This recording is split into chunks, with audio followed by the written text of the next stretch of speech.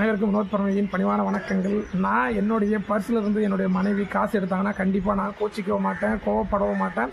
So ஏன்னா நான் சம்பாதிக்கிறது எல்லாமே என்னுடைய மனைவிக்கு, என்னுடைய தாய் தந்தைக்கு, என்னுடைய குழந்தைகளுக்கு தான். முடிஞ்சால் கொஞ்சம் அதிகமாக இருந்தால் என்னுடைய அக்கா தங்கைக்கு நான் கொடுப்பேன். என்னுடைய உறவினர் மாமனார் மாமியார் கொடுக்கலாம். பர்ஸிலேருந்து பணம் நம்ம மனைவி எடுக்கிறாங்க அப்படின்னும்பொழுது அவங்கள வஞ்சித்து பேசியோ திட்டி பேசுகிறத தவிர்த்துக்குங்க. நிறைய பேர் கேள்வி கேட்கலாம், இல்லை சார் என்னோட மனைவி தேவையற்ற செலவுகள் பண்ணுறாங்க அப்படின்லாம் சொல்லலாம். தேவையற்ற இருந்தால் நீங்கள் கேள்வி கேளுங்க ஏன் அப்படின்னுட்டு. ஸோ தேவைக்காக எடுத்தாங்க அப்படின்னாக்கா கண்டிப்பாக அவங்கள திட்டாதீங்க. ஏன்னா பணம் நம்ம சம்பாதிக்கிறது அவங்களுக்காக தான். அதை எடுக்கும்பொழுது எனக்கு மகிழ்ச்சியாக இருக்கும். உங்களுக்கு எப்படி இருக்குன்னு எனக்கு தெரியல, கமெண்ட் பண்ணுங்கள். ஆனால் நம்ம சம்பாதிக்கிறது நம்ம வாழ்நாள் இருக்கிற வரைக்கும் அவங்க நம்மக்கிட்ட உரிமையாக எடுக்கக்கூடிய முழு உரிமையும் அவங்களுக்கு இருக்குது. கண்டிப்பாக அவங்களுக்கு வழிவிடுங்க, அவங்கள வஞ்சித்து பேசாதீங்க. ஏன்னா இது மாதிரியான ஒரு சூழல் நம்மளுடைய சார்ந்து இருக்கிறவங்க ஏற்பட்டது. ஸோ அதை நம்ம தெளிவுபடுத்துறதுக்காக தான் இந்த பதிவுமே. மகிழ்ச்சிகரமாக இருங்க, கஷ்டப்படுங்க.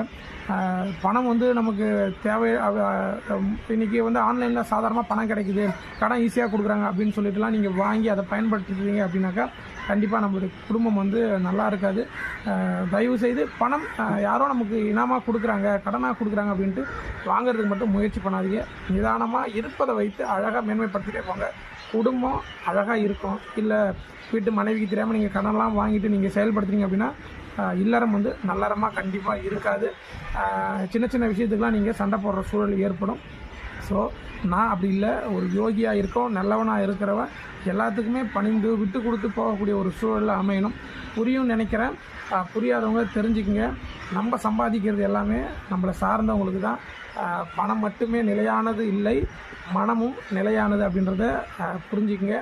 வாழ்க யோகம், யோகம் வரட்டும். அடுத்த பதிவில் கண்டிப்பாக சந்திக்கிறேன். நன்றி.